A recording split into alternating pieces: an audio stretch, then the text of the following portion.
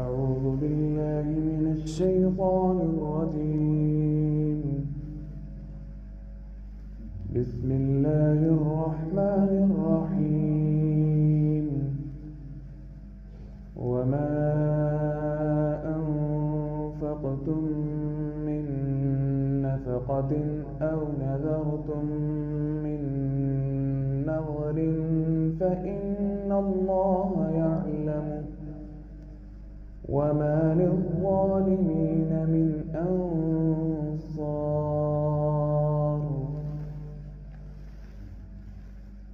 پچھلی آیات میں اللہ تبارک و تعالی مشرک کے بارے میں بیان فرما رہے تھے اور ان آیتوں سے اپنے بندوں کو ترغیب دلائی جا رہی تھی. اب یہاں سے نظر کا مسئلہ شروع ہو رہا ہے، منت کا مسئلہ شروع ہو رہا ہے. منت کہتے کسے ہیں؟ اگر کسی بندے نے کہہ دیا اے اللہ مجھے فلاں کاروبار کے اندر اتنا فائدہ ہو گیا تو میں تیرے رستے میں اتنا مال خرچ کروں گا، میری تجارت کا کام زیادہ چل پڑا تو میں تیرے رستے میں 2 دیگیں اتاروں گا، میں نے یہ امتحان دینا ہے، میرا پیپر ہے، اگر میں اس میں کامیاب ہو گیا تو میں 500 روپے صدقہ کروں گا. اس کو منت کہتے ہیں.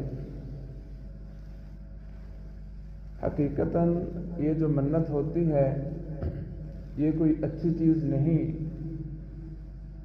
کیونکہ دراصل اس میں سودا بازی آ جاتی ہے اللہ سے کہ اللہ میرا کام کرے گا تو میں اتنا صدقہ کروں گا. لیکن ہم تو عاجز ہیں، اللہ کے بندے ہیں، ہم تو ہر صورت میں اللہ کی عبادت کرنی ہی کرنی ہے، چاہے اللہ ہمیں رزق دے یا نہ دے ہمیں اس کی عبادت کرنی ہی کرنی ہے. لیکن جو منت ہوتی ہے اس میں سودے بازی آ جاتی ہے کہ اللہ میرا کام کرے گا تو میں اتنا صدقہ کروں گا، اس لیے اس کو کوئی اتنا اچھا نہیں سمجھا جاتا. بہرحال اگر کسی نے منت مان لی پھر اس کا حکم کیا ہے؟ پھر اس کا حکم یہ ہے کہ اب اس کو دینا اس کے ذمے لازم ہے، اگر یہ نہیں دے گا تو گناہگار ٹھہرے گا. اب جو منت ہے، اب منت جو دینی ہے کس کو دینی ہے؟ تو میرے بھائی جن لوگوں کو زکوٰۃ دی جاتی ہے اب منت بھی ان لوگوں کو ہی دی جائے گی. ایسا نہیں ہوگا کہ آپ 1-2 دیگیں اتاریں گے، اتار کر محلے والوں کی دعوت کر دیں، کچھ چودھری صاحب آئیں وہ کھانا کھا کے چلے جائیں تو بھائی یہ سارے کا سارا حرام مال کھا کے جائیں گے. کیونکہ منت کے لیے تو علماء نے لکھا ہے، مسئلہ بیان کیا ہے کہ بھائی تم جو دیگ منت کی پکا رہے ہو اس میں سے نمک مرچ بھی چیک نہیں کر سکتے. اگر تم نے کر لیا تو اس کو تھوکنا پڑے گا کیونکہ وہ حرام ہو جائے گا تمہارے لیے. اس لیے اگر منت دینی ہے تو ان کو دو جو زکوٰۃ کے مصرف ہیں. منت کن لوگوں کو دینی ہے؟ جن کو زکوٰۃ لگتی ہو اور سید لوگ نہ ہوں، وڈیرے لوگ نہ ہوں، غریب مسکین ہو، جن کو زکوٰۃ لگتی ہو بس وہی منت لیں گے، ان کو ہی منت دی جائے گی، ان کو ہی کھانا کھلایا جائے گا، اس کے علاوہ کسی کو نہیں کھلا سکتے. تیسرے نمبر پہ اب جو دیگیں چڑھانی ہیں بھائی وہ اللہ کے نام کی چڑھانی ہے، کسی پیر کے نام کی نہیں. اگر تم نے کسی پیر کے نام کی دیگیں چڑھا دی، داتا علی حجویری کے نام پر 2 دیگیں چڑھا دی تو بھائی علماء لکھتے ہیں یہ بندہ قطعی طور پر کافر ہو گیا، اس کا نکاح بھی ٹوٹ گیا، اس کی عبادتیں بھی قبول نہیں ہوگی. کیونکہ عبادت کے لائق صرف اللہ کی ذات ہے. جو منت ہے یہ بھی عبادت ہے. اب اس نے اس عبادت کے اندر اللہ کے بندے کو شریک کر دیا تو واضح اس نے شرک کر لیا، شرک کی وجہ سے اب یہ بندہ مسلمان نہیں رہا۔ اس بات کی ہمیں غور کرنی چاہیے۔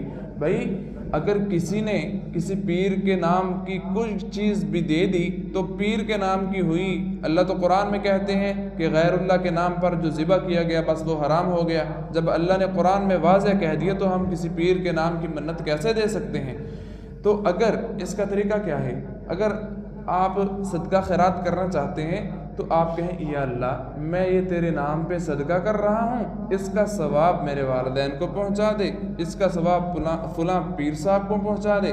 اس طرح بندہ کہہ دے تو ٹھیک ہے، لیکن اگر ڈائریکٹ ہی پیر صاحب کے نام پر دے دے تو پھر وہ بندہ مسلمان نہیں رہے گا، اس نے اپنی عبادت کے اندر غیر اللہ کو شریک کر دیا۔